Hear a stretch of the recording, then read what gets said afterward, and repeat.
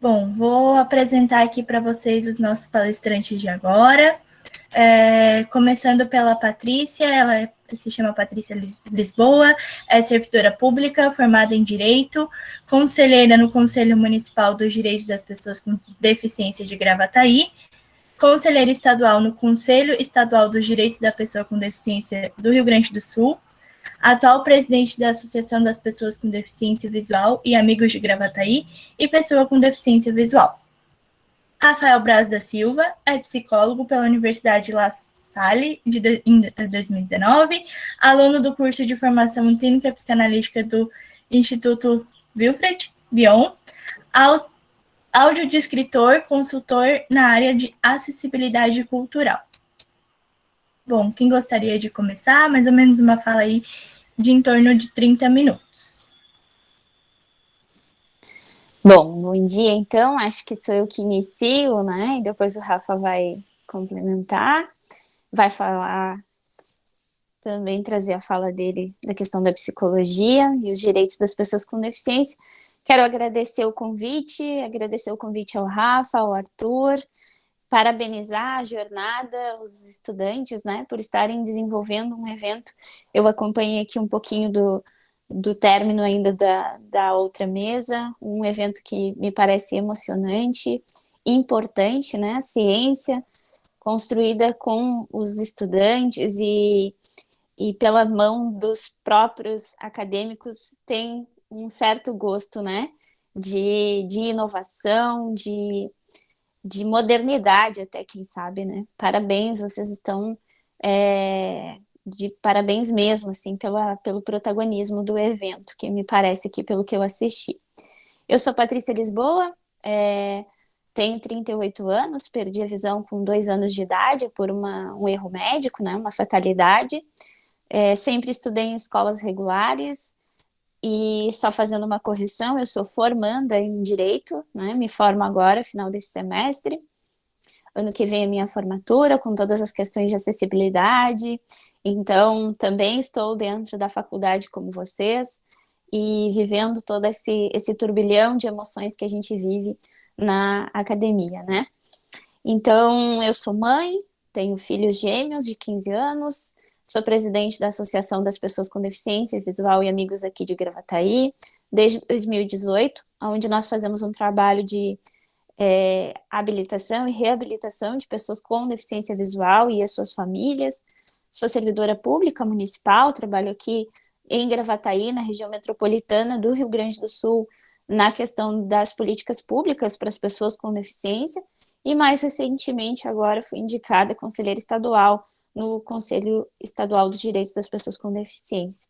Então, tudo isso assim para dizer um pouquinho para vocês da militância, do ativismo e do quanto a gente vem trabalhando e lutando para construir cada vez mais uma política pública importante e fortalecida para as pessoas com deficiência, como eu, mas não só as pessoas com deficiência visual, com todas as pessoas com deficiência, sejam de todas as deficiências, né? Às vezes a gente faz uma certa confusão, porque a Patrícia não enxerga, então ela defende, o Rafael não enxerga, eles defendem os direitos das pessoas com deficiência visual. Eu trabalho pelos direitos de todas as pessoas, independente da deficiência. E sobre o tema que eu vou trazer hoje, que é o direito das pessoas com deficiência, eu não poderia começar diferente se não trazendo o começo, né? Sendo um pouco redundante aqui, trazer desde o começo. E o começo da história das pessoas com deficiência se dá há muitos anos atrás, com muitas mudanças até mesmo no conceito de pessoa com deficiência, né? Onde as pessoas com deficiência foram consideradas excepcionais, especiais, em certos momentos da história, deuses, né? Pessoas extraordinárias, e depois passaram a ser os inválidos, e essa nomenclatura veio avançando tempos e tempos até chegar, e aí eu vou usar como marco aqui, a Convenção sobre os Direitos das Pessoas com Deficiência, que o Brasil ratificou, o Brasil tornou parte da nossa legislação brasileira, né? A Convenção sobre os Direitos das Pessoas com Deficiência, ele é um documento, ele é um diploma, né, um tanto de regras, de normas sobre as pessoas com deficiência, que foi construído com muitas lideranças, com muitas pessoas com deficiência envolvidas, de muitos lugares, né, de vários países, e ele foi assinado por vários países como compromisso, que esses países colocariam esse diploma em prática nos seus países, que eles levariam esse documento e tornariam isso realidade nos seus países, né? Que a Convenção sobre os Direitos das Pessoas com Deficiência trata como Estado, mas Estado ente, né? Então, o Brasil, ele aceita esse diploma, ele diz, ok, nós vamos também fazer parte desse diploma, nós vamos implementar ele no Brasil, e o Brasil faz mais, o Brasil ratifica, o Brasil assina ele como parte da Constituição Federal. Então, hoje, para mim, que gosto muito do direito, e talvez alguns de vocês gostem também da psicologia e do direito, nós temos a nossa Carta Magna, né, a nossa Constituição Federal, e ela é a nossa bússola do direito, né, a Constituição Federal.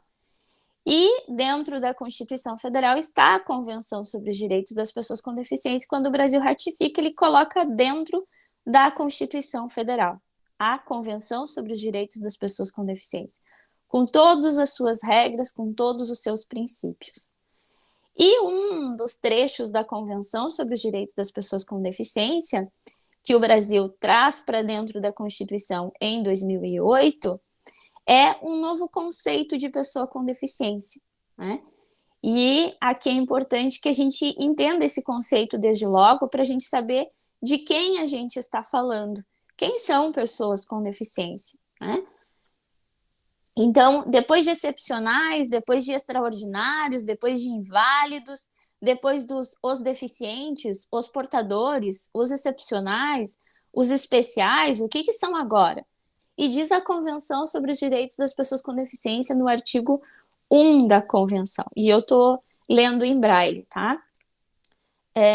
Pessoas com deficiência são aquelas que têm impedimentos de longo prazo, de natureza física, mental, intelectual ou sensorial, os quais, em interação com diversas barreiras, pode obstruir sua participação plena e efetiva na sociedade, em igualdade de condições com as demais pessoas. Então, vejam, hoje pessoas com deficiência, elas têm um impedimento físico, intelectual, mental ou sensorial. Aqui, sensorial inclui as pessoas com deficiência visual, auditivas, né? E interação com diversas barreiras. O que isso quer dizer? Que a pessoa com deficiência, ela não está mais, a minha deficiência, ela não está mais focada somente na minha condição de não enxergar. Ela sai dessa condição de não enxergar e ela olha esse novo conceito para as interações que eu tenho com as barreiras. Então, é um novo conceito de deficiência, é uma nova forma de olhar as pessoas com deficiência desde a Convenção da ONU. Eu passo a olhar as pessoas com deficiência. Patrícia, tu não enxerga. Ok, tu tem uma deficiência, um impedimento sensorial, que em interação com diversas barreiras. Quais são as tuas barreiras, Patrícia? Eu, por exemplo, não consigo atravessar uma rua sozinha, dependendo do movimento da rua. Eu tenho uma barreira. Eu não consigo ler um livro sozinha totalmente. Eu preciso de uma tecnologia assistiva. Talvez isso possa ser uma barreira que eu preciso de uma adaptação. Eu não consigo ler a placa de uma rua sozinha. Eu talvez precise de uma tecnologia assistiva. Então, deixa de ser somente a pessoa até então, que era vista só a pessoa como pessoa com deficiência, ela é cega, como diziam, né? Ela é portadora de necessidade especial. E aí a gente começa a olhar a pessoa que tem, sim, um impedimento, mais interação com barreiras. Esse é o modelo que a convenção traz, o novo modelo de avaliação da deficiência, que é biopsicossocial. Olha a questão da saúde, olha a questão dos sentimentos, do que envolve tudo isso, e olha também o social, o que está em torno dela. Então, um novo modelo de avaliação da pessoa com deficiência começa aqui com a Convenção da ONU, né? Uma nova forma de olhar a pessoa com deficiência. E aí, lá no artigo 16 da Convenção da ONU, ele vai trazer o que os estados os países, aqui quando eu falar estados eu estou falando países, tá? Estado é ente, o que eles vão fazer? Então, o artigo 16 é a prevenção contra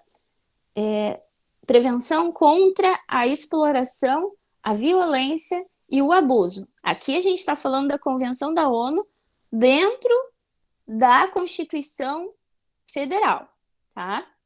E aí diz no item 1 do artigo 16. Os estados partes tomarão todas as medidas apropriadas de natureza legislativa, administrativa,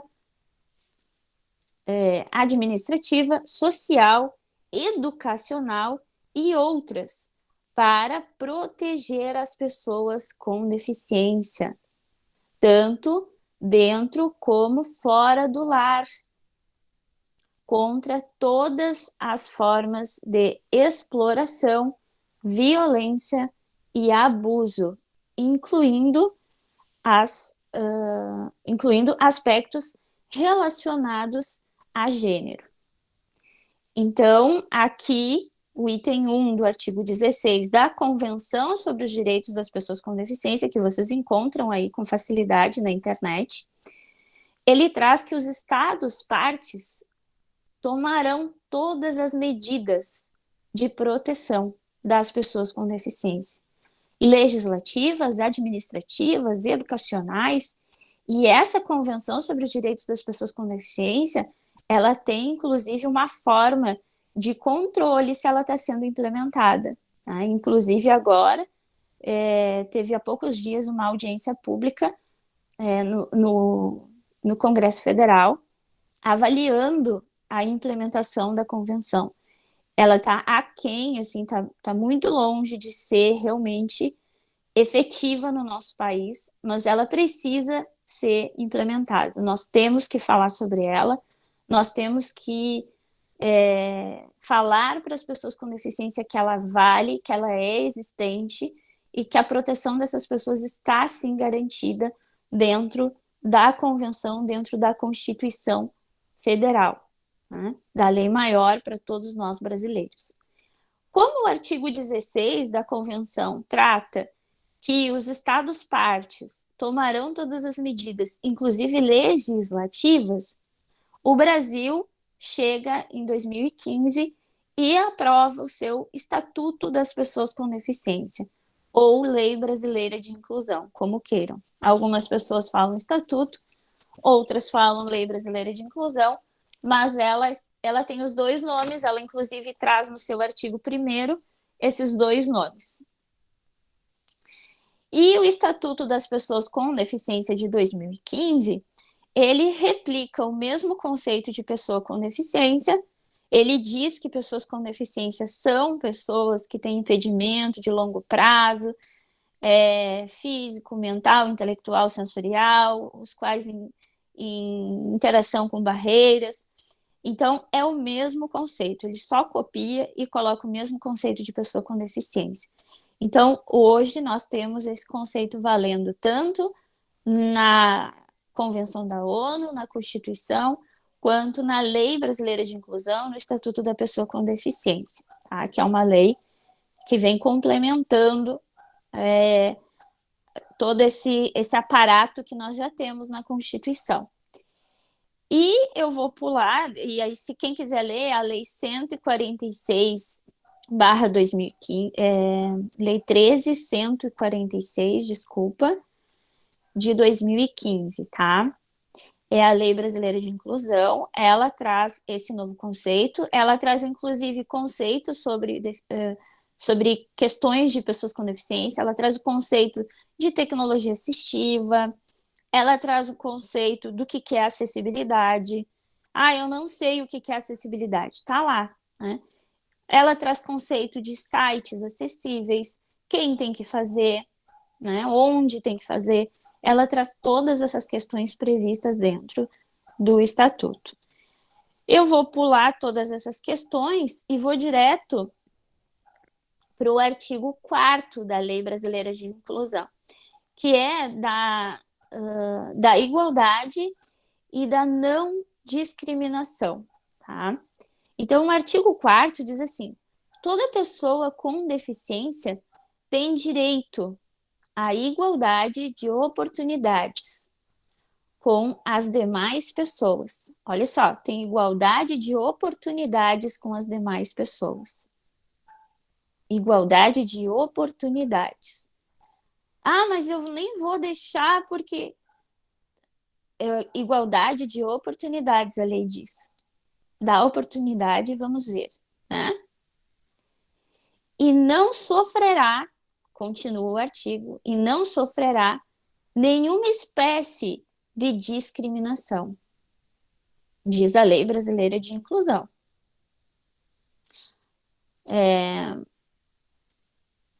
Aí o parágrafo 1º do artigo 4º diz: considera-se discriminação em razão da deficiência toda forma de distinção, restrição ou exclusão. Olha só, o que é discriminação, Patrícia? Em razão da deficiência.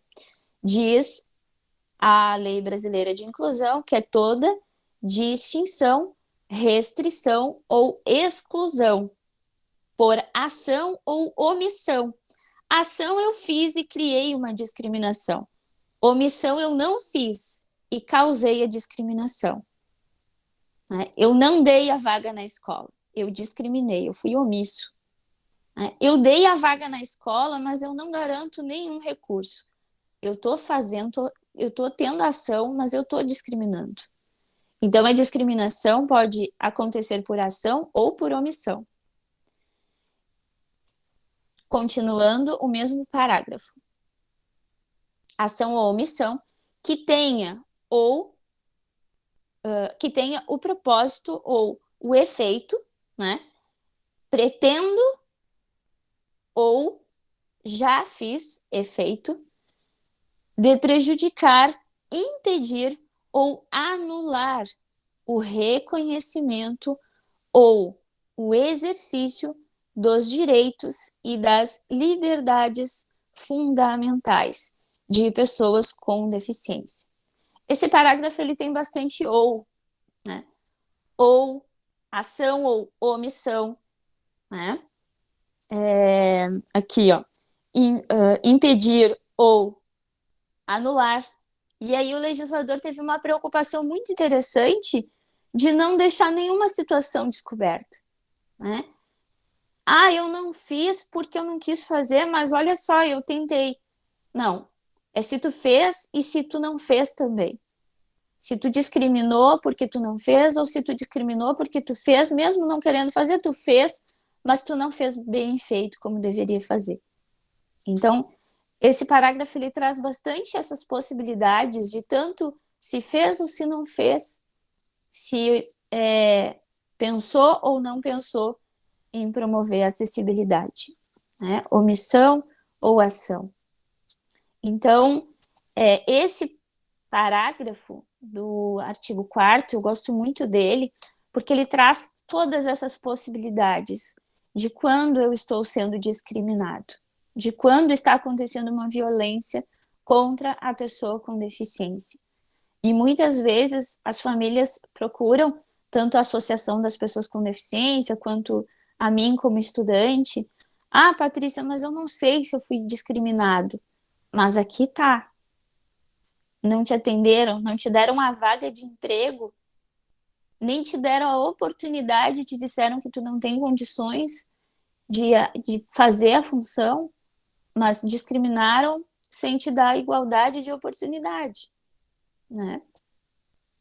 Vocês vão me dizer assim, Patrícia, mas a gente não vê isso na prática. E eu tenho ouvido muito isso das pessoas, né? Ah, mas a gente não vê isso. Mas a gente precisa falar sobre isso para que o estatuto seja cada vez mais conhecido e cada vez mais aplicado, né? Por que que a gente usa o Estatuto da Criança e do Adolescente? Por que que a gente usa o Estatuto do Idoso? Porque ele foi muito falado, os dois foram muito falados. Por que que a gente não usa o Estatuto da Pessoa com Deficiência? Porque ele foi aprovado em 2015, ainda que a Convenção da ONU seja muito parecida com ele, é de 2008, o Estatuto foi aprovado em 2015. Nós estamos em 2021. O Brasil tem uma cultura muito lenta, né, de fazer uma lei entrar para dentro das nossas vidas. E o Estatuto da Pessoa com Deficiência, nós estamos passando por isso, por esse tempo de fazer ele entrar para as nossas vidas, de a gente começar a utilizar ele. Então, é muito importante esses espaços onde a gente pode falar sobre a Lei Brasileira de Inclusão, a Convenção da ONU, porque vocês vão ser multiplicadores de todo esse aparato que está disponível e que muita gente não conhece. Vocês controlem meu tempo aí, que eu não estou controlando, tá? Tem mais um tempinho ainda, pode ficar à vontade, tá bom? Se precisar, me interrompam para fazer perguntas também. Não sei como é que está a organização, mas fiquem à vontade.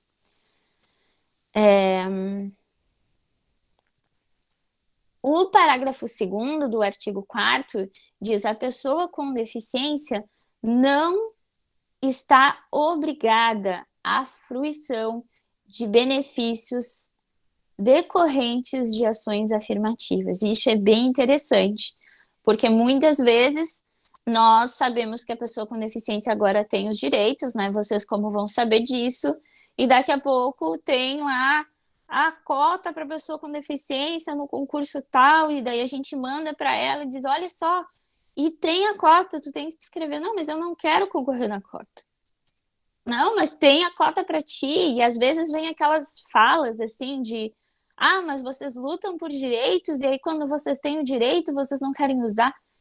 Essa é uma fala extremamente discriminatória, porque os direitos, a gente luta por eles e eles estão disponíveis como um direito, não como um favor que agora que tem eu sou obrigado a usar, né? Os direitos, para todos nós brasileiros, eles estão o tempo todo disponíveis e não quer dizer que a gente está usando o tempo todo eles, né? Todo brasileiro tem direito a ter uma carteira de habilitação nacional, brasileiro que tem a idade suficiente, mas não quer dizer que todos vão receber, porque talvez não preencham todos os critérios. E nem por isso é um problema. Tem gente até que não tem carteira de motorista, não dirige porque não gosta. Ah, não, mas está disponível, tu preenche todos os requisitos e tu seria obrigatório tu ter. Não, eu não quero ter. E por que pessoas com deficiência teriam que usufruir, desfrutar, gozar de um direito que tem, ok, mas eu não quero utilizar. Então, é importante que se saiba e se comete muitos erros sobre isso, né? Porque eu vejo muitos concursos abrirem editais e praticamente obrigarem a pessoa com deficiência a fazer parte da lista de pessoas com deficiência, né? E o obrigar talvez passe despercebido para as outras pessoas, mas para nós, pessoas com deficiência, eles colocam em palavras, em tons assim de ameaça. Se tu não figurar na lista de pessoas com deficiência, tu vai estar na lista não sei o quê, tu vai estar. E aí quem lê aquilo fica com certo medo, assim, então vou ter que me inscrever nessa lista aqui de pessoa com deficiência. Não, tu pode te inscrever no que tu quiser. Na de pessoa com deficiência, na ampla, né? É o teu direito. Então, é importante que a gente tenha essa atenção de que os direitos estão disponíveis para todos, inclusive para as pessoas com deficiência. E elas utilizam quando elas se sentirem confortáveis, quando for necessário para elas.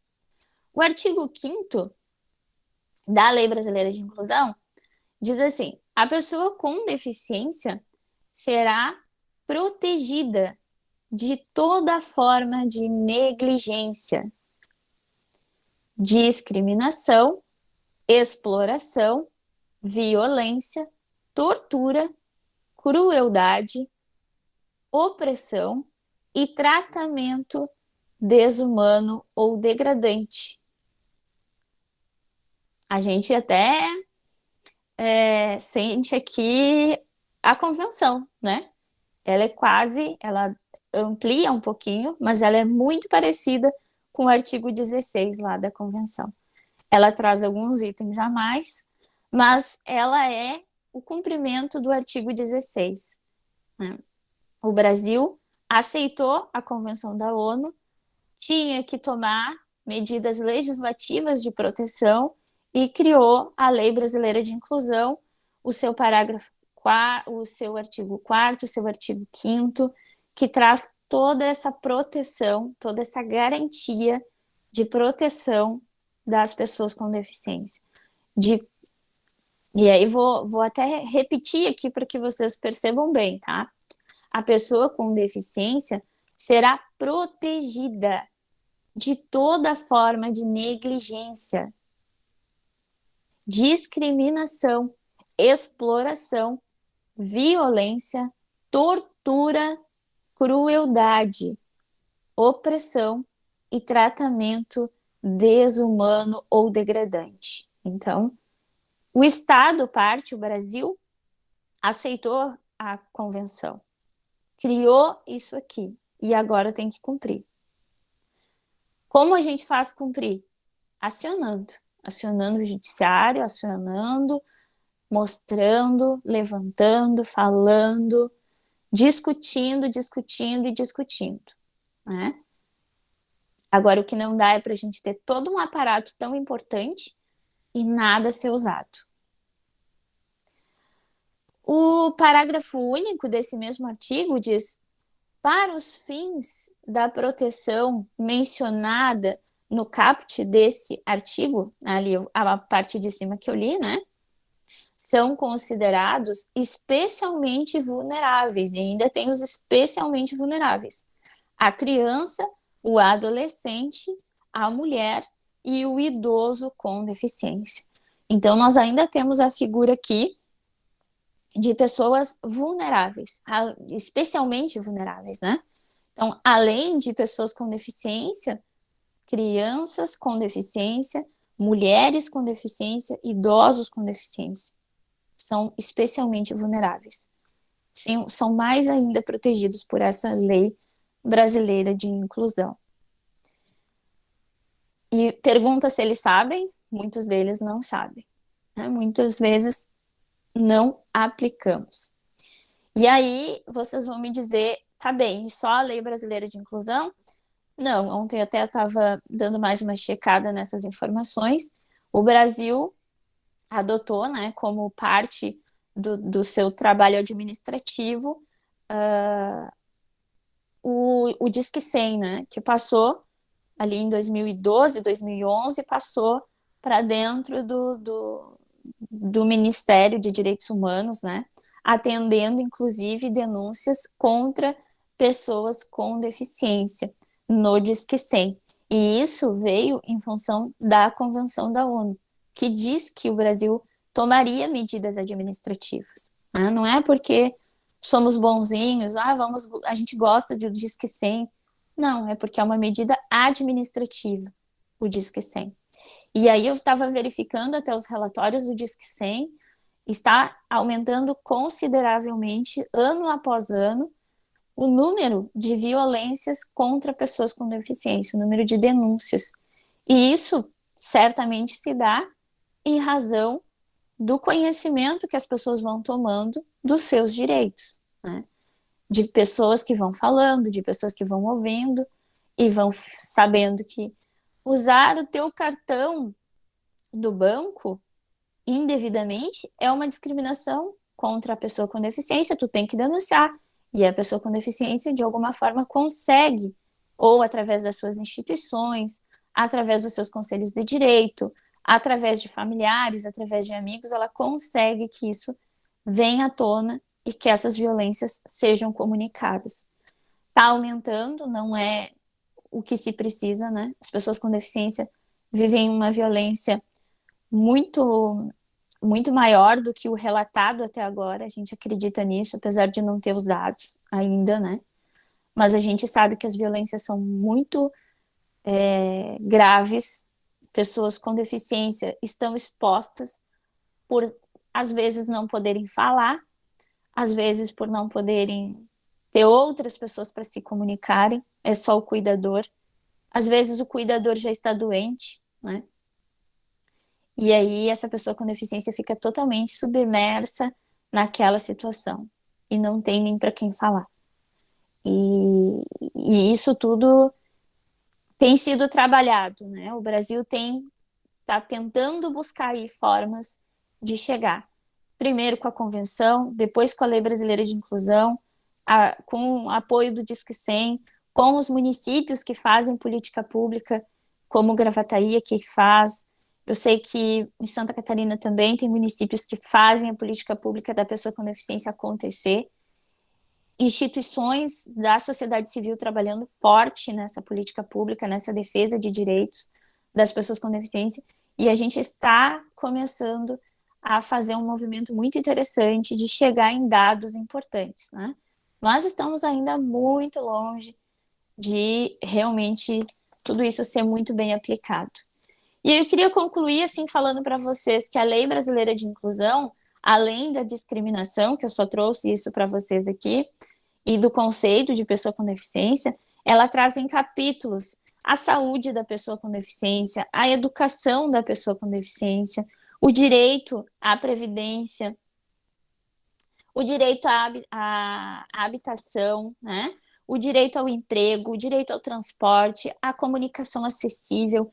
Então, a Lei Brasileira de Inclusão, ela traz tudo isso bem separadinho, bem organizado. Não digo que é uma linguagem simples, talvez, não é, mas ela traz todo esse rol de direitos que é importante que cada vez mais a gente traga para as pessoas com deficiência e que cada vez mais nós, pessoas com deficiência, utilize, né? E que quem não tenha deficiência, se vai promover a acessibilidade, se vai tratar sobre pessoa com deficiência, é importante se socorrer da Lei Brasileira de Inclusão e da Convenção sobre os Direitos das Pessoas com Deficiência. Né? Vamos fazer um evento, e o que é acessibilidade? Vamos identificar o que é acessibilidade. Né? A Convenção sobre os Direitos das Pessoas com Deficiência, e agora ela está dentro da Constituição Federal, ela diz que a acessibilidade é um princípio no nosso direito. Ou seja, ele tem que ser considerado acessibilidade ao lado de todos os direitos fundamentais, de todos os princípios fundamentais que o Brasil adota como importante, né? Do lado da moradia, do lado da alimentação, do lado da assistência social, tá ali a acessibilidade. Não como um favor, mas como um direito a ser perseguido. Né? Algo que a gente precisa cada vez mais implementar para que se tenha uma sociedade cada vez mais inclusiva, humana, né? E com igualdade para todos. A gente tem visto aí algumas situações de retrocessos, talvez, de possibilidades de menos direitos, né, como a educação inclusiva, talvez vocês tenham acompanhado, de uma discussão se a educação especial é educação inclusiva, né?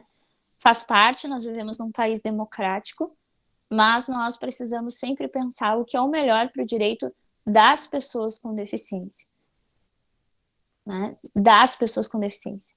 Não dos nossos familiares, não dos nossos amigos, não dos nossos professores. A gente sabe que não é nada fácil, né, atender uma turma com 40, 60 alunos e mais uma estudante com deficiência visual, como eu, como o Rafa. Não deve ser fácil, mas não é tirando o obstáculo do nosso caminho que a gente vai resolver o problema, né? Não é deixando a Patrícia em casa que ela vai se formar em direito, não. Então, nós precisamos sim pensar, trabalhar, conversar, fazer mais e mais jornadas em todas as áreas e cada vez mais provocar o debate e construir soluções que realmente venham atender o interesse das pessoas com deficiência, o melhor para todos nós. Eu acredito que seja isso, fico à disposição. Não sei se entrei no tempo do Rafa. Não, quanto ao tempo, estamos bem tranquilas, Patrícia. E queria agradecer, muito obrigada pelas, né, provocações trazidas até aqui. São muito importantes para a nossa constituição enquanto psicólogos e psicólogas, né? Conhecer com mais afinco todas essas políticas públicas, né, para que a gente promova, né, e expanda ainda mais essas políticas públicas, né. Rafael, agora a palavra é contigo. Certo, obrigado. Novamente, bom dia, né, a todos vocês que estão aqui, né, nesse encontro, que é bastante importante, bastante relevante. Quero agradecer, então, mais uma vez, o convite, a oportunidade, a presença da Patrícia, com essa fala fundamental, né, trazendo elementos, aspectos do direito, né, das pessoas com deficiência, e que o grande trabalho é traduzir isso em ações, né, traduzir isso em cotidiano, em acessibilidade. Só que para a gente traduzir, a gente precisa ter esse conhecimento, né, no mínimo, base, né, isso que a Patrícia trouxe. E, enfim, eu sou aqui de Porto Alegre, no Rio Grande do Sul. Conheço a Patrícia do nosso meio aqui, das pessoas com deficiência visual. Trabalho, né, além de ser psicólogo, como foi, né, como fui apresentado. Eu também sou profissional da área de acessibilidade cultural, trabalho com audiodescrição. Então, isso me faz ter uma grande aproximação com outras pessoas com deficiência visual especialmente, também com pessoas com deficiência auditiva, né, as pessoas surdas, porque trabalhando com acessibilidade, trabalho em conjunto com muitos tradutores e intérpretes de Libras, e por aí vai. Então, é um contexto em que eu estou imerso tanto por ter deficiência visual, eu tenho baixa visão, que é um tipo de deficiência visual, juntamente com a cegueira, né, a baixa visão, ela acomete, segundo o último censo, cerca de 6 milhões de pessoas no país, aproximadamente. Então, é um número expressivo de pessoas e que muitas vezes tem uma invisibilidade, porque o grupo de pessoas com baixa visão é muito heterogêneo. Assim como o grupo de pessoas cegas, evidentemente, e extrapolando para todas as pessoas com deficiência.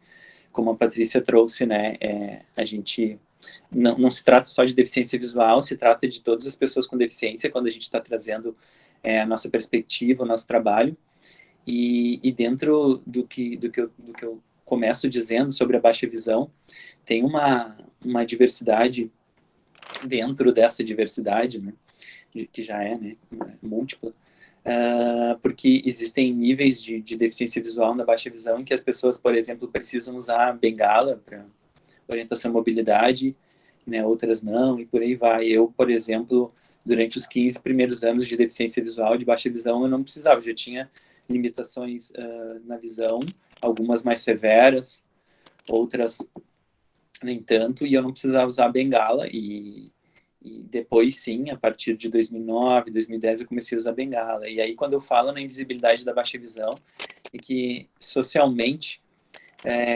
a tendência é que as pessoas, né, a sociedade em geral, perceba toda e qualquer pessoa com deficiência visual, que principalmente que use bengala, como uma pessoa cega, né? Então, às vezes a gente tem algumas implicações que é, por exemplo, se eu estou na rua e estou usando a bengala e estou usando meu resíduo visual, eu estou suscetível de que as pessoas possam pensar que eu estou usando a bengala, mas eu não tenho deficiência visual, como que eu desviei de um obstáculo, como que eu mexi no meu celular, né, visualmente em algum recurso com ampliação e por aí vai. Quer dizer, já a questão da ampliação já é um conhecimento meu, né? Quem está ali de fora nem está atento a isso e daqui a pouco, né, pode gerar um problema, uma confusão. Então, acho que falar sobre deficiência, sobre a diversidade, sobre essa multiplicidade também é multiplicar que cada pessoa com deficiência é um universo. Então, assim, trazendo, eu quero também, como a Patrícia falou, caso alguém queira intervir, perguntar, questionar, enfim, a qualquer momento, por favor, fique bem à vontade, para que a gente possa ir estabelecendo mesmo uma conversa, né, ou para o final, conforme preferirem. E eu vou trazer alguns aspectos, como eu já comecei fazendo, associando, né, o que suscitou em mim a partir da fala da Patrícia e, enfim, tanto diretamente com o que ela trouxe, quanto com experiências, assim, que eu venho, né, trabalhando ao longo do tempo. Tanto como uma pessoa que tem deficiência visual, quanto um profissional que trabalha, né, na área da acessibilidade.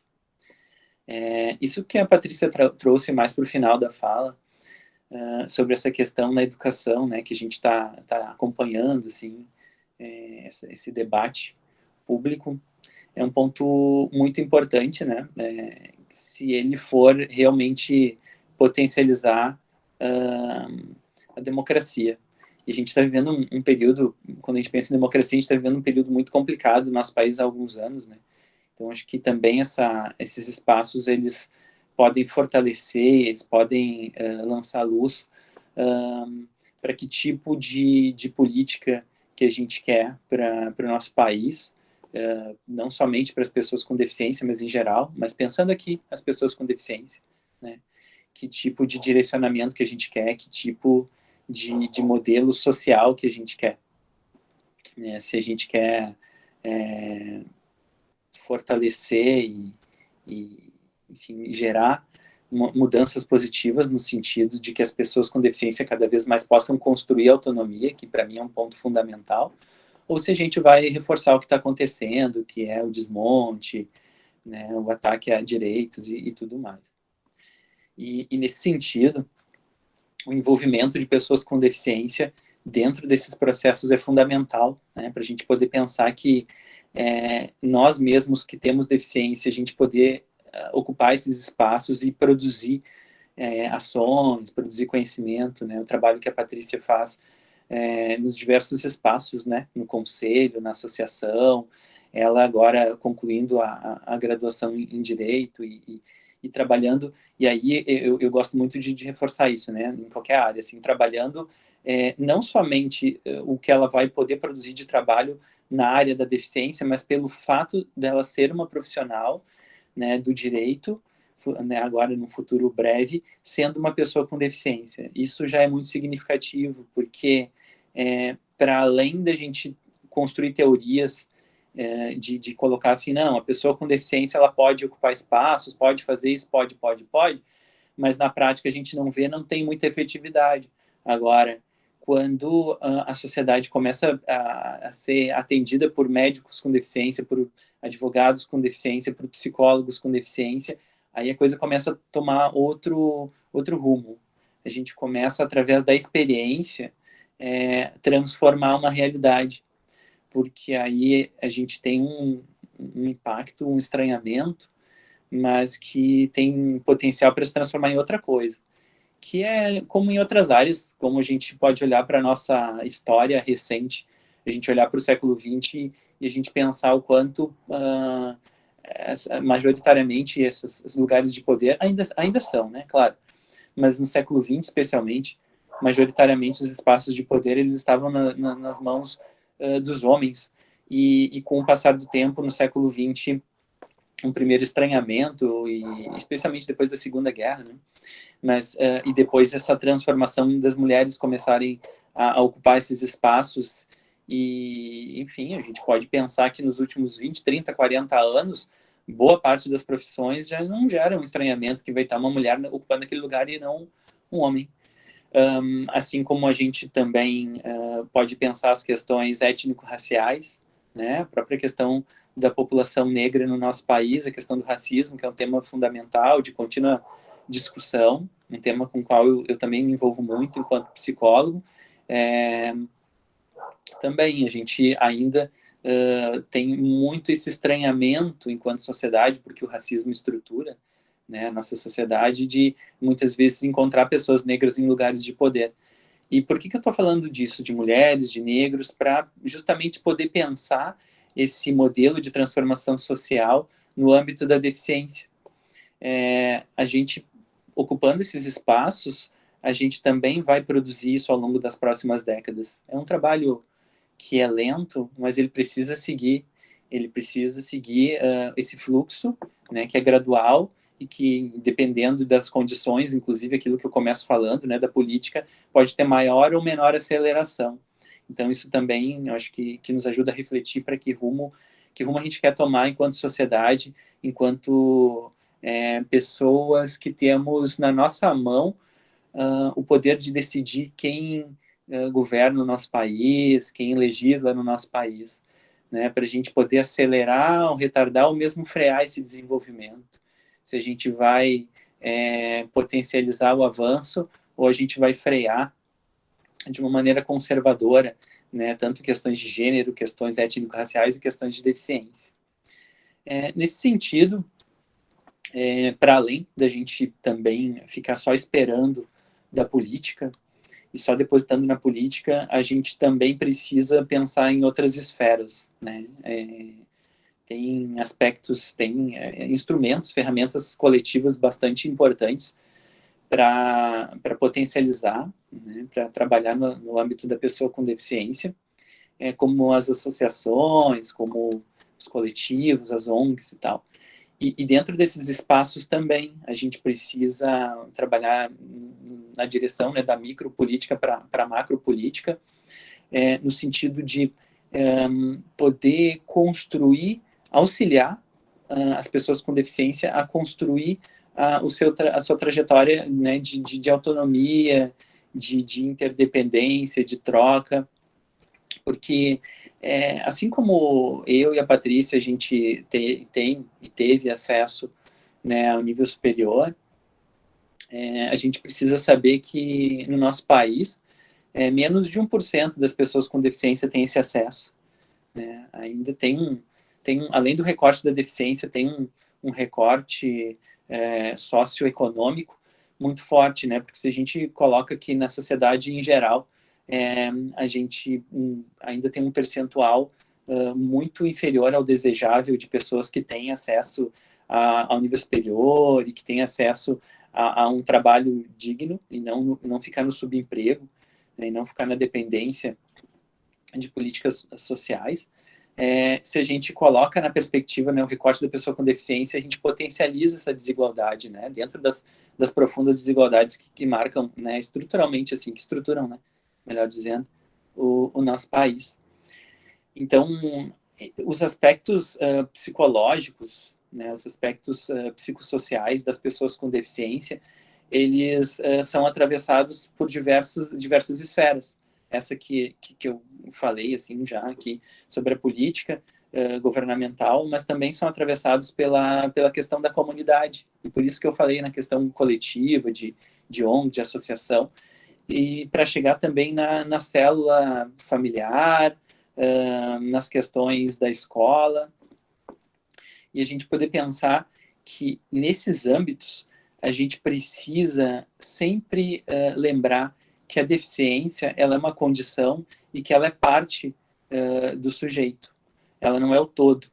Quando a gente fala sobre deficiência, quando a gente fala sobre pessoas com deficiência, a gente não está falando só sobre deficiência.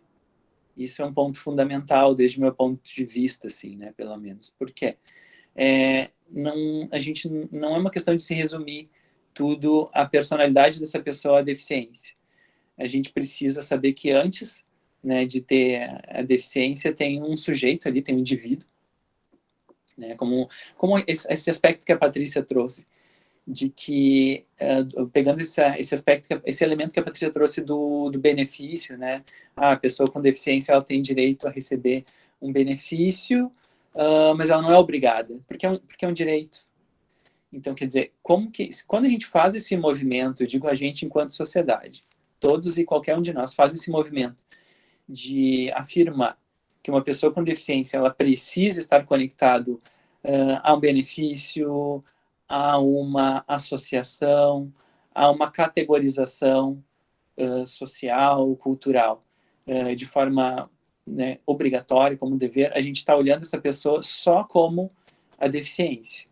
A gente não está percebendo que ali tem um indivíduo que faz parte da sociedade em geral, como toda e qualquer outra pessoa que não tenha deficiência, e que ela tem esse direito, ela tem essa liberdade de não querer usufruir daquele benefício porque ela tem uma deficiência.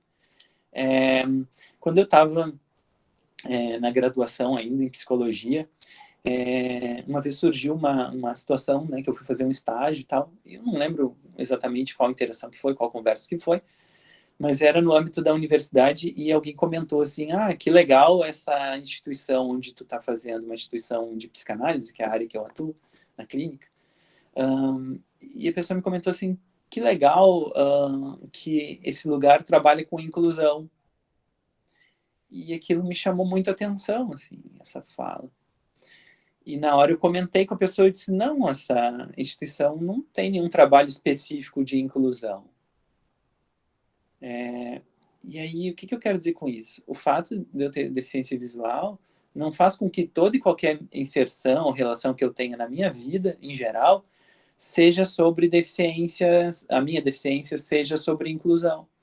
Ou seja, eu participei dos processos seletivos junto com colegas meus, junto com meus pares, na época, alunos de psicologia, da mesma universidade e de outras universidades, de Porto Alegre, de Grande Porto Alegre, dentro de institutos de psicanálise. Me preparei para esses processos, estava ali disponível emocionalmente, Rafael, estudante de psicologia, e tal, e também com deficiência visual, enfim, como uma característica minha. E fui aprovado, né, no processo seletivo que eu desejava, assim como outros colegas, assim como colegas sem deficiência foram alguns aprovados e outros reprovados, e por aí vai. E eu estava ali naquele lugar, ocupando aquele lugar. O lugar precisa trabalhar com inclusão? Não precisa. Bom, eu preciso de acessibilidade, claro que eu preciso de acessibilidade. Se eu chegar nesse lugar e aplicarem uma prova, entregarem por uma dinâmica de seleção ali, né, de grupo, seleção coletiva, entregarem para cada participante um papel, um pedaço de papel, com uma frase, com uma pergunta, e eu não tiver acesso, ninguém lê para mim o que está escrito, eu não vou ter acessibilidade. Eu vou, provavelmente, ser prejudicado naquele processo. Ou eu vou pedir para um colega meu ali ler, e eu vou dar o meu jeito, muitas vezes a gente tem que dar o nosso jeito, né? Porque senão também a gente não pode ficar só esperando que as coisas se resolvam, porque o tempo passa, a vida passa, e a gente precisa também tomar a frente, tomar as rédeas da nossa trajetória, da nossa autonomia.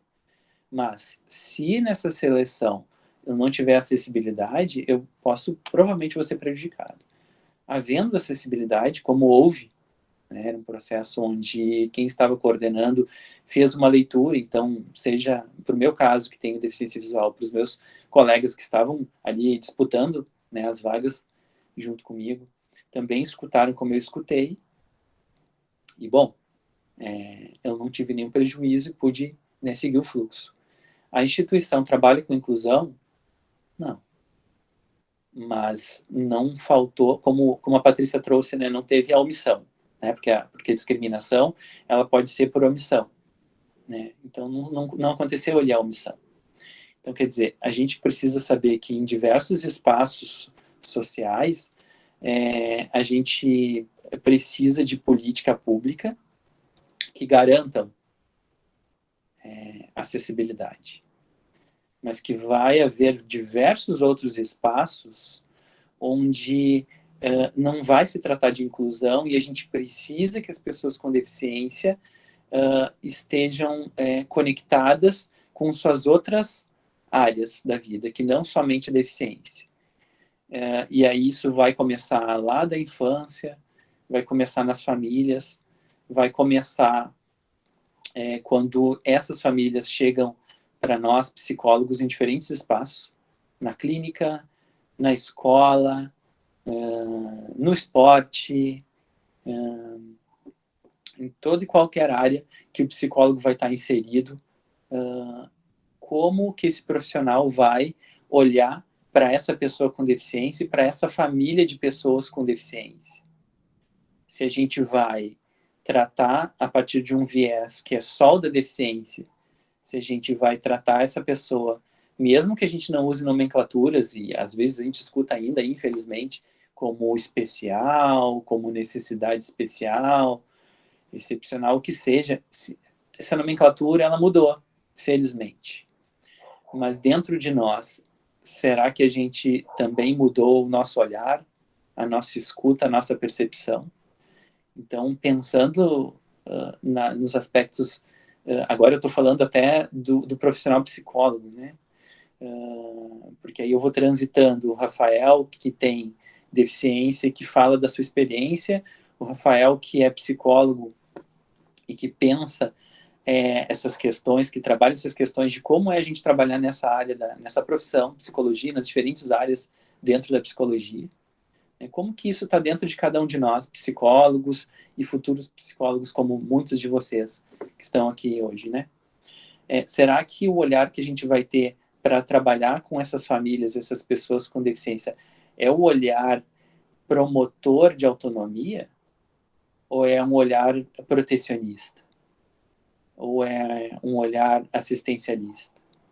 Ou é um olhar que tem a possibilidade de expansão, de enxergar, de escutar, de perceber, de sentir aquele indivíduo para além da deficiência?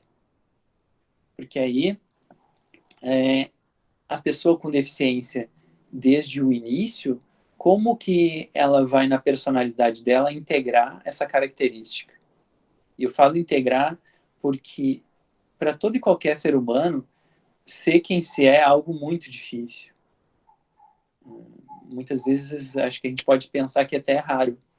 A gente precisa, no dia a dia, por diversas condições e experiências, usar diferentes recursos para a gente estar nos lugares e poder, muitas vezes, se adequar aos espaços. Isso muitas vezes é importante, é claro. Como que a gente se porta para uma entrevista de emprego, como que a gente se porta no encontro social, como que a gente se porta na escola, como que a gente se porta na comunidade.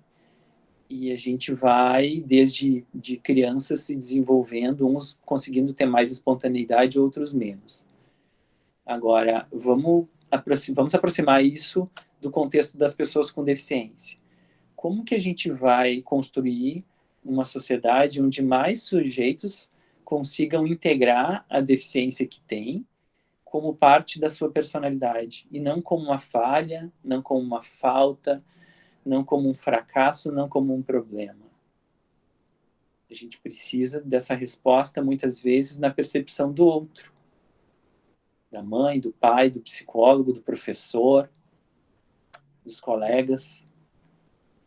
Então, isso é um grande desafio, porque uma coisa é uma pessoa com deficiência visual que chega na escola tendo uma história onde ele foi tratado como especial e foi super protegido. A outra coisa é uma pessoa com deficiência visual que chega na escola e a família sempre, dentro do possível, é claro, deu suporte, encorajou, reforçou as potências desse indivíduo, dessa criança, buscou, muitas vezes, apoio, suporte profissional de nós, psicólogos, seja através de contatos lá na pré-escola, seja através da clínica mesmo, seja através de uma associação na comunidade. E aí a gente vai ter uma diferença aí, que não é somente no aspecto da inclusão, mas é no aspecto dessa personalidade, de como essa pessoa com deficiência consegue, por recursos dela, que estão totalmente, e que não se trata só de pensar como é para cada indivíduo, mas de como esse indivíduo se conecta com a família, com a sociedade, como a gente vai construindo essa possibilidade de uma sociedade onde as pessoas com deficiência vão se autorizar a ocupar espaços. Como, de novo, insisto, como a Patrícia trouxe hoje isso aqui para a gente, né, todo esse conhecimento que ela vem construindo, que ela vem discutindo, né, como eu estou aqui falando para vocês a partir da minha experiência, e que eu não tenho nenhuma pretensão de que isso seja generalizável, tipo, porque o que funciona para mim pode não funcionar para outra pessoa com deficiência. E aí é que vem o ponto que eu trago, que é como cada um vai conseguir construir de dentro para fora a sua autonomia, o seu espaço. E aí, dentro disso, a gente vai encontrar lugares que falta acessibilidade, e aí vai fazer toda a diferença de como a gente foi sendo constituído enquanto sujeito, né, como a gente foi se constituindo como um sujeito com deficiência, para a gente lutar por essas políticas. Porque naqueles dois cenários que eu estava falando antes, de uma pessoa que chegou na escola e tem um histórico de superproteção, e o outro cenário, um histórico de encorajamento e de autonomia. A gente pode pensar que quem vem dessa atmosfera de construção de autonomia, ela vai ter muito mais possibilidades de buscar os seus direitos, de transformar em ação aquilo que eu estava falando no início, que a Patrícia traz a convenção, a LBI, transformar, traduzir em ação o que está lá no direito, e essa pessoa vai lutar por isso. Agora, o sujeito que vem dessa atmosfera da superproteção, a gente pode pensar que ela vai ter menos possibilidade, não é impossível, mas ela vai ter menos possibilidade de lutar por isso. Porque aí ela vai ter uma tendência maior a se resignar, a achar que aquele espaço não é para ela, que ela está ali como um favor, né, que estão fazendo para ela. E não como um direito, que ela precisa transformar isso, né, em realidade. E quando eu digo que ela precisa transformar, é porque eu penso que essa ideia de inclusão, ela precisa ser sempre uma via de mão dupla. Quando a gente está num espaço e que esse espaço é dito que trabalha com inclusão, eu vou pegar minha experiência, assim, eu não quero estar no lugar onde eu chego e essa inclusão é algo que está colocada como um rótulo. Esse lugar aqui, essa instituição, essa universidade, não importa, trabalhe com inclusão. E aí eu vou ser a pessoa que vou ter aquele carimbo, porque vai estar todo mundo ali, os ditos socialmente normais, e o Rafael, a Patrícia, quem seja, vai estar ali como a pessoa que está ali pelo programa de inclusão. Para mim, isso sempre é muito questionável, porque é uma forma de incluir sem incluir, porque eu vou estar sempre com essa marca. Então, quer dizer, precisa haver acessibilidade para que eu, ou outra pessoa com deficiência, não importa qual seja, possa fazer esse trajeto, possa construir o seu espaço. Eu quero estar nos lugares onde haja acessibilidade, como, por exemplo, quando eu estava na graduação em psicologia, eu sempre trago esse exemplo. Não havia na universidade um programa determinado ali de inclusão, configurado, mas houve, por exemplo, algo que é fundamental, que é acessibilidade atitudinal, né, que é a atitude das pessoas frente, né, às outras, com as pessoas na interação de pessoas com e sem deficiência, que é o seguinte, a coordenadora do curso, quando eu fazia a matrícula no portal do aluno, ela pedia para eu, né, eu mandava um e-mail para ela dizendo quais eram as disciplinas que eu tinha matriculado para o semestre, ela passava, né, esse relatório, enviava por e-mail para os professores que ministrariam aquelas disciplinas naquele semestre e colocavam em cópia para a gente ir conversando. Colocava, ó, Rafael tem deficiência visual e vamos pensar a acessibilidade. Aí a gente conversava, eu propunha, eu falava de como que era melhor para mim, porque vai ter um aluno com deficiência visual, seja ele cego ou com baixa visão, que ele vai precisar do material em braille. Eu, Rafael, eu leio em braille, mas eu aprendi braille já na minha vida adulta, eu uso braille para alguns recursos, para mexer, para digitar no meu celular, eu só uso braille na tela, né, para ler produtos que eu compro no supermercado ou na farmácia, eu vou usar o braille, mas para ler um livro eu não vou usar o braille, porque eu não tenho essa fluência. Para estudar, para ler um artigo científico, eu vou ler no Word, seja no meu celular, no computador, com um software que lê para mim o que está ali na tela. Então, quer dizer, eu já fui trazendo isso para esses professores e a gente ia dialogando, e eu sempre reforcei isso nos espaços dentro da universidade, que é, quando vocês tiverem um outro aluno com deficiência visual, façam essa conversa.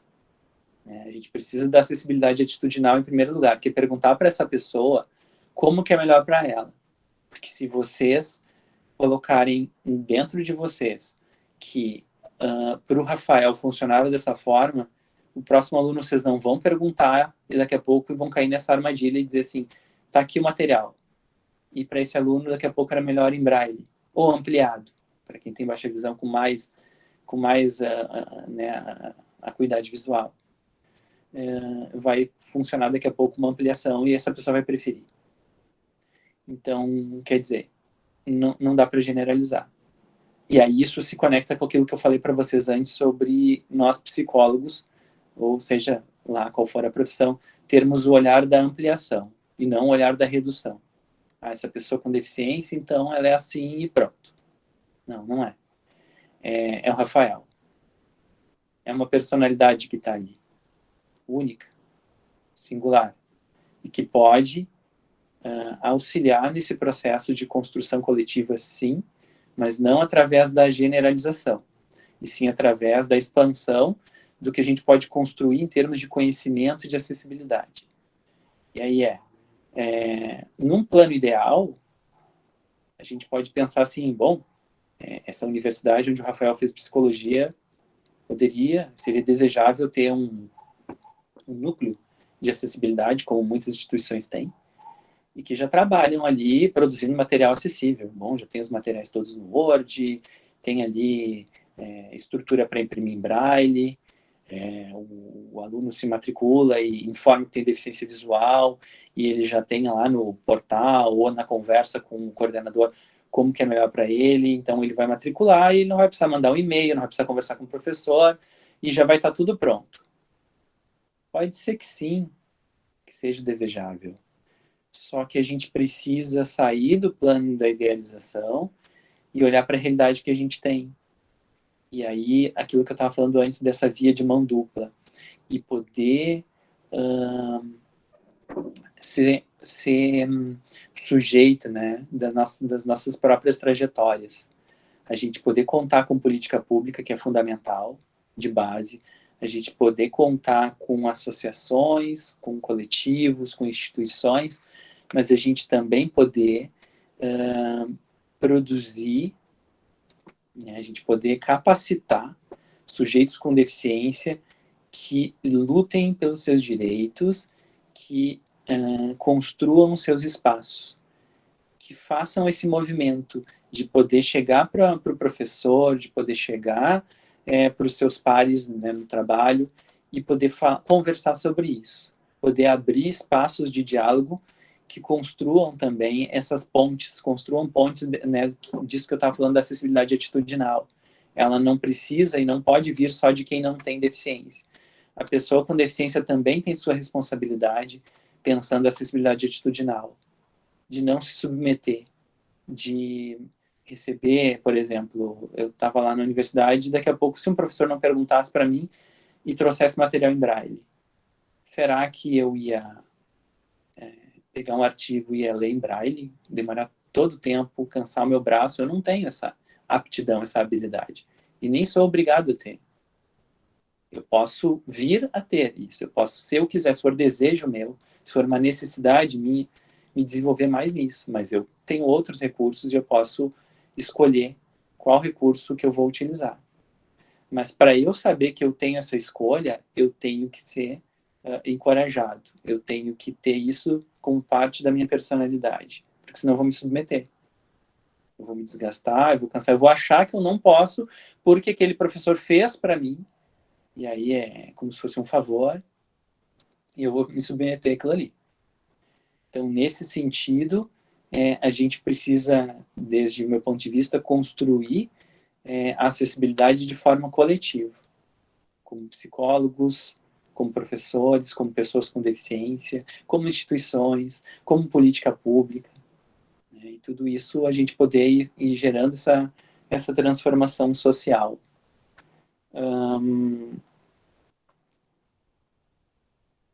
Tem uma outra questão que eu acho bem importante, que eu, enquanto eu escutava a Patrícia, eu fui anotando aqui, algo que vinha de alguns pensamentos, que é, a gente tem conversado muito no âmbito da deficiência sobre o capacitismo, e que muita gente não sabe, né, o que é o capacitismo. Isso também fala da invisibilidade do grupo de pessoas com deficiência. Fala do momento sócio-histórico, eu estava falando antes da questão das mulheres, dos negros, e depois cheguei nas pessoas com deficiência. Então, é claro que a gente escuta falar muito mais sobre as questões do machismo, todo o combate que a gente faz ao machismo, toda a importância dos diferentes movimentos feministas, né, dentro de um grande espectro que tem, né, dos movimentos feministas diferentes, dos movimentos antirracistas, e isso vai tendo diferentes espaços na sociedade. E tanto pelo momento sócio-histórico, que demorou um pouco mais para a gente pensar no grupo de pessoas com deficiência, como pela própria invisibilidade, né? Porque se vocês prestarem atenção, quando se fala sobre as chamadas minorias, que nem são tão minorias assim, geralmente o grupo de pessoas com deficiência está lá no outros ou no etc. Né? Não está dito. Quando se fala em intersecção, agora se fala um pouco mais, mas daí, bom, tem um coletivo feminista, tem intersecção com questão étnico-racial, tem intersecção com a questão trans, coletivo trans, tem intersecção com os feminismos, tem intersecção com a questão étnico-racial. Quando é que tem intersecção com deficiência? É raro. Agora a gente tem sim, coletivos de mulheres com deficiência. Mas daí começou a partir da deficiência que essas mulheres se agruparam. Agora, outros grupos e que traga, que englobe a deficiência é bem mais difícil. Na política também. Falar de aquela política que é aplicável, tarará, tarará, tarará, a mulheres, crianças, idosos, gestantes, negros, indígenas, dentre outros, etc. Dentre outros, etc. É um guarda-chuva que está lá englobando as pessoas com deficiência, na melhor das hipóteses. E também a gente precisa ocupar esses espaços, como a gente está fazendo hoje aqui, para a gente poder sair, começar a sair do etc. e começar a sair do dentre outros, para poder falar de deficiência, não só em contextos que se discute deficiência, para a gente poder furar a bolha, para a gente poder estar em outros espaços, né? A gente sair do especial na prática, aquilo que eu estava falando antes, não só na nomenclatura, mas para a gente poder estar de maneira transversal, né, na sociedade. E aí o capacitismo, ele também é muito pouco conhecido, muito em função disso. Se fala pouco de deficiência, de pessoas com deficiência, o capacitismo, que é essa avaliação, esse julgamento social, essa régua, né, que as pessoas com deficiência são submetidas, nesse viés da capacidade, também vai ser pouco falado, e a gente precisa falar mais sobre isso. dos tópicos que a Patrícia trouxe foi a questão das oportunidades, a igualdade de oportunidade. E essa palavra, oportunidade, para mim, é uma palavra-chave, assim, que às vezes as pessoas não entendem, que essa é a grande questão. Não é a régua da capacidade, é a questão da oportunidade. Porque quando eu opto, e eu já trabalhei muitos anos antes, quando eu fazia graduação em psicologia, eu trabalhei aqui no Rio Grande do Sul, numa empresa do estado, que, enfim, trabalhei por 11 anos, e eu fiz, né, entrei por concurso público, e fiz o concurso pelas vagas para as pessoas com deficiência. E aí a gente pode pensar assim, bom, o Rafael, que foi chamado na primeira turma desse concurso público, mas na classificação geral ficou lá em 100 e poucos, dos, sei lá, quase 900 aprovados no concurso. E aí a gente pode pensar assim, não, mas o Rafael se inscreveu nas vagas e foi chamado na primeira turma, e então ele precisou usar esse recurso de vagas reservadas porque ele tem menos capacidade que as outras pessoas? Não. Capacidades, a gente tem capacidades diversas, né, diferentes, aí tem diversos fatores que influenciam. Mas tem uma questão de oportunidade. Esse concurso era um concurso de nível médio. Quando eu fiz o nível médio, por exemplo, eu já tinha deficiência visual, foi o início da minha baixa visão. Eu já tinha dificuldade já para começar a ler um livro impresso. Então, quer dizer que um colega meu lá do nível médio, ele podia pegar um livro na biblioteca, na casa dele, abrir e sair lendo. Eu não podia fazer isso. Eu tinha que pedir ou para alguém ampliar, ou para alguém ler para mim. Então, quer dizer, já tinha uma barreira ali. Se eu vou ter acesso, por exemplo, eu vou ao cinema. Se não tenho recurso de acessibilidade ou de descrição, eu vou perder muito do que aquela obra está me comunicando. Se eu vou numa exposição, ou seja, o acesso à cultura, à arte, à educação, aos espaços públicos, aos espaços sociais, tudo isso, se não tiver acessibilidade, e a gente tem muito pouco, eu vou ter uma apreensão do mundo que ela vai me deixar num outro lugar, vai me oportunizar menos a construção de conhecimento, a minha experiência vai estar marcada por isso. E aí vejam que eu usei a ideia de oportunizar. Se me oportuniza menos, qual é a lógica de eu concorrer sem ser pelas vagas reservadas para as pessoas com deficiência, se quem está ali concorrendo comigo que não tem deficiência teve muito mais oportunidade do que eu? Por que é que eu vou precisar sair, o meu ponto de partida vai estar lá atrás? Por que é que eu vou precisar fazer um esforço muito maior do que as outras pessoas para concorrer à mesma coisa? Então, quer dizer, pode ser que eu tenha semelhantes capacidades a essas pessoas, pode ser que em alguns aspectos eu tenha menos capacidades, em outros eu tenha mais, mas se eu tenho menos oportunidades, de que serve? De que serve isso? Eu vou ser excluído. Vai ter uma omissão ali. Como a falta de acessibilidade sempre é uma omissão.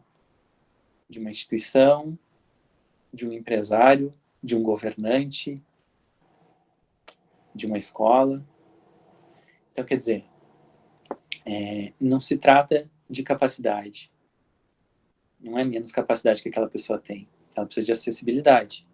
É a mesma coisa a prova. Fiz durante algum tempo, eu fiz concurso público e eu sempre pedia para fazer com um fiscal ledor, eu pedia, né, que aí a pessoa ia lendo a prova para mim. E também, eu posso pedir para aquela pessoa voltar a ler a questão, ler de novo. Para mim, pelo menos, era bastante mais cansativo, mas era a forma que eu tinha. Qual é a lógica de eu não me inscrever nas vagas reservadas para pessoas com deficiência, se quem tem autonomia para fazer a prova tem muito mais destreza, muito mais fluidez para ler essa prova, para voltar, e também ela vai poder ter a responsabilidade total de que se ela marcou uma alternativa naquela questão, foi o meio dela própria. O ledor, ele podia se equivocar, ele pode marcar lá na grade errado para mim. Não lembro de ter isso acontecido e me prejudicado, mas pode ser. Ele pode ler uma palavra com uma outra entonação. Vai ter um atravessamento ali. Então, quer dizer, eu estou dizendo isso para vocês pensarem que, né, que a gente precisa saber que a acessibilidade é algo muito complexo e que a gente precisa ter um olhar para o geral, mas ter um olhar para a particularidade também. Como que a gente vai trabalhar isso enquanto profissionais no âmbito da deficiência? Isso faz com que a gente tenha a responsabilidade de não generalizar, porque tem outras pessoas com deficiência visual que vão usar a prova ampliada e que talvez uma pessoa com baixa visão, e aquilo vai exigir muito dela, vai cansar pra caramba, mas ela vai preferir. Quando eu comecei a fazer prova com ledor, eu ainda tinha visão suficiente para pedir uma prova ampliada e ler aquela prova. Eu era obrigado a pedir uma prova ampliada porque eu conseguiria ler? Não, eu não sou obrigado. Eu ia cansar muito mais. Eu ia demorar muito mais tempo para fazer a prova. Então, eu preferi com uma pessoa lendo a prova para mim. Bom, eu ter menos autonomia? Sim, tenho. Mas eu tenho que fazer as minhas escolhas e isso precisa ser respeitado. Então, e por aí vai, assim. Acho que tem uma outra questão aí do capacitismo nosso de cada dia, que é como que as pessoas com deficiência são vistas. A invisibilidade, a infantilização. Se vocês prestarem atenção, vocês vão ver que muitas vezes as pessoas quando interagem com uma pessoa com deficiência, infantilizando demais, né? Usando as palavras no diminutivo, assim. Qual que é o teu nomezinho? E por aí vai. Ah, vem cá, dá a tua mãozinha aqui. E que muitas vezes a gente conversa assim com as crianças, e com as próprias crianças muitas vezes é um desrespeito, porque para a criança, o adulto que está vendo ela daquela forma, ela está ali colocada como ela é no mundo, né? Ela é a criança, ela não precisa de um adulto que a infantilize para além da infância que ela está vivendo. Agora, vamos pensar a pessoa com deficiência também. E por que eu disse quando interage? Porque é comum ter uma pessoa com deficiência visual, especialmente, junto com outra pessoa sem deficiência, e a gente chega em algum lugar e a pessoa não me aborda, a pessoa pergunta para outra pessoa, qual que é o nome dele? E aí, bom, eu entendo que muitas vezes a comunicação se dá pelo contato visual, e daqui a pouco uma pessoa sem deficiência pode se sentir um pouco perdida, assim, tipo, nossa, eu não tenho contato visual com aquela pessoa, eu não vou direcionar a fala a ela e vou para outra. E tá bem. É um processo, a pessoa... É como ela se sente naquele momento. Eu, particularmente, não consigo ver isso só como uma questão de um preconceito. Ela está me invisibilizando. Mas isso sou eu, Rafael. Como que cada pessoa com deficiência visual vai se sentir? Vai se sentir invisível, vai se sentir excluída, e daqui a pouco não vai se colocar. Eu, provavelmente, na maior parte das vezes, eu já converso com a pessoa, já respondo, ou digo, não, pode conversar comigo e tal. Aí volta para aquela questão que eu falei antes da personalidade. Então, quer dizer, tem uma complexidade aí. A gente precisa fazer esse movimento de puxar as pessoas também, né? Seja numa fala como essa que a gente está fazendo aqui hoje, mas seja na atitude cotidiana, de abrir esses espaços de diálogo, de construir a acessibilidade do dia a dia, de poder sair desse lugar e mostrar, né, por que a gente está ali. Mostrar o que a gente quer naquele espaço. E a gente Rafael? Oi. Infelizmente, a gente está com a questão do tempo, né? Então, se tu puder partir para um fechamento para a gente aproveitar um pouquinho e fazer uma rodadinha de perguntas, tá Ótimo, bom? Perfeito. Já estava finalizando mesmo nesse trecho. Então, a gente poder romper isso, essa questão do preconceito, da discriminação, através da nossa inserção social. Seja quando a gente está no lado, eu, por exemplo, falando por mim, quando eu estou no lado de pessoa com deficiência na sociedade, ou quando eu estou no lado como um profissional que está trabalhando com uma pessoa com deficiência. Então, acho que é isso. Mais uma vez, muito obrigado. Nós que agradecemos, assim, né? Eu, enquanto também uma pessoa com deficiência, né, física, me senti amplamente contemplada e lisonjeada de estar aqui, de ouvir vocês. Então, deu um quentinho no coração, e também eu acho que também importantes provocações, assim, né? No chat, o chat teve uma hora que bombou, assim, na questão da nomenclatura deficiência, né, da questão de que o Marcelo, ele traz a questão né, de como ele se pergunta sobre a palavra deficiência, né, como ela soa na sociedade. Deficiência não quer dizer ser incapaz de fazer, mas qual seria o peso dessa palavra e qual o sentido que ela atinge a sociedade, né? Então, rolou altas reflexões ali sobre isso, depois veio dizendo, né, que a palavra que designa parece que já inferioriza, não trata como diferença, mas também não me ocorre qual o termo seria mais adequado. Enfim, teve uma ampla discussão aqui a respeito da nomenclatura deficiência, né, que eu acredito muito que ao decorrer da fala do Rafael já trouxe para essa reflexão, né, de que olhar a pessoa com deficiência para além dessa deficiência, né, que olhar para o todo, né, o que a gente reafirma aqui, né. Então, não sei se mais alguém tem alguma dúvida, alguma ponderação para fazer.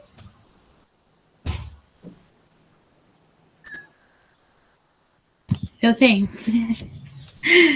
Bom dia, obrigada, Rafael e Patrícia, né? A gente faz essa ponte interdisciplinar porque a gente compreende que a luta pela defesa das pessoas, pelo direito das pessoas de maneira geral, e aí a gente vai pensar desde os direitos humanos, não se faz só no campo legislativo, né? Mas a gente, enquanto psicólogo, dentro dos serviços, dentro da clínica, em sala de aula, a gente também faz e reivindica um espaço de direitos, né? E aí eu fico pensando no que o Rafael fala, que eu vi para além da deficiência, né? E na segunda-feira, a Clarice, na mesa de abertura, falou, né?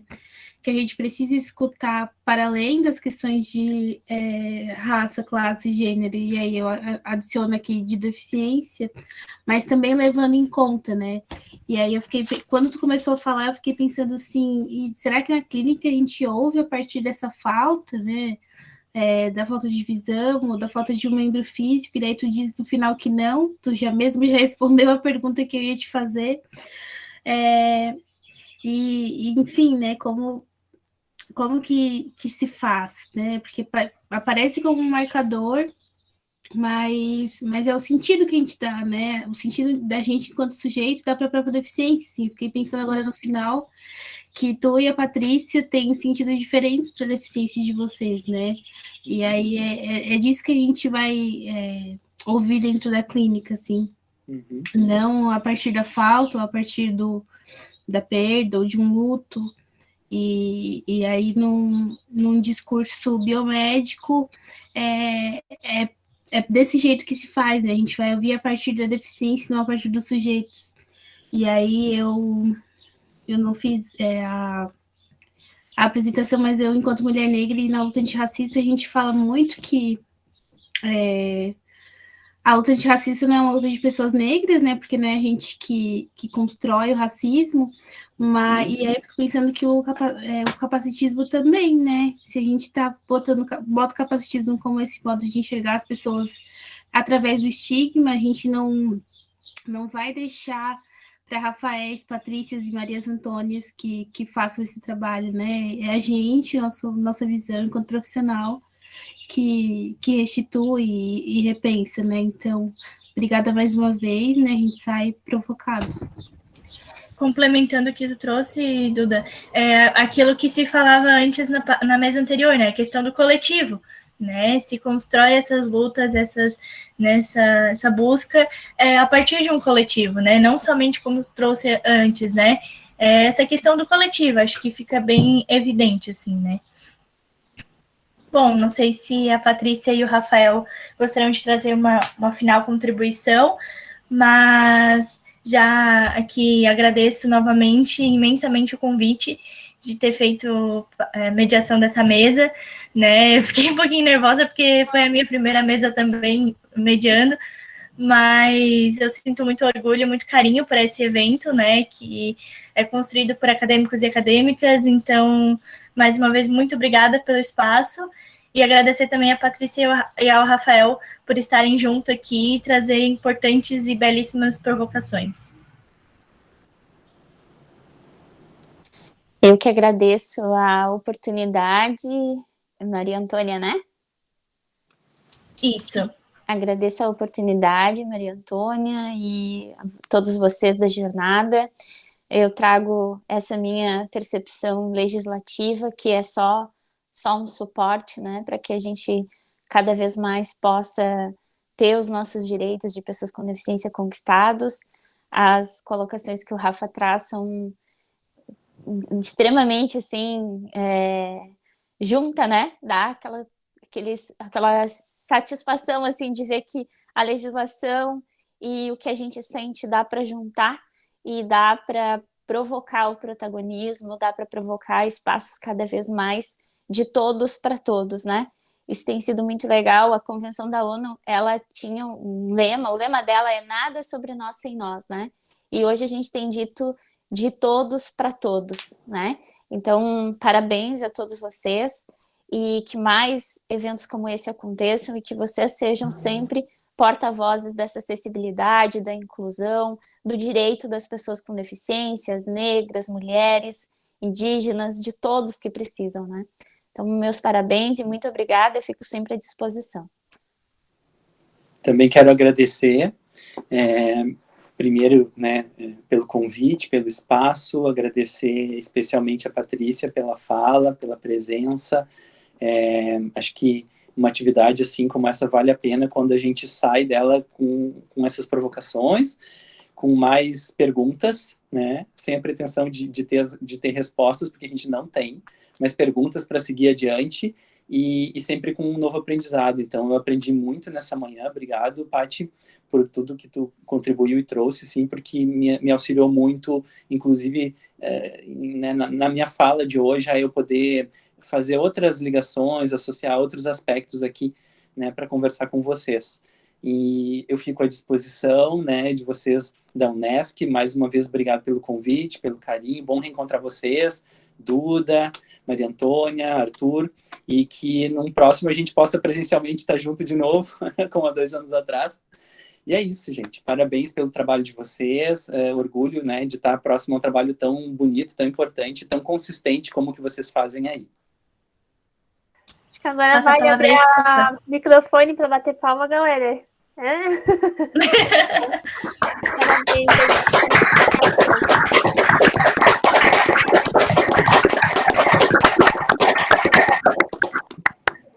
Muito obrigado, pessoal. Muito obrigado mesmo. Foi uma ótima manhã, ótimos debates. Como a Duda falou, a Maria Antônia também, saímos provocados.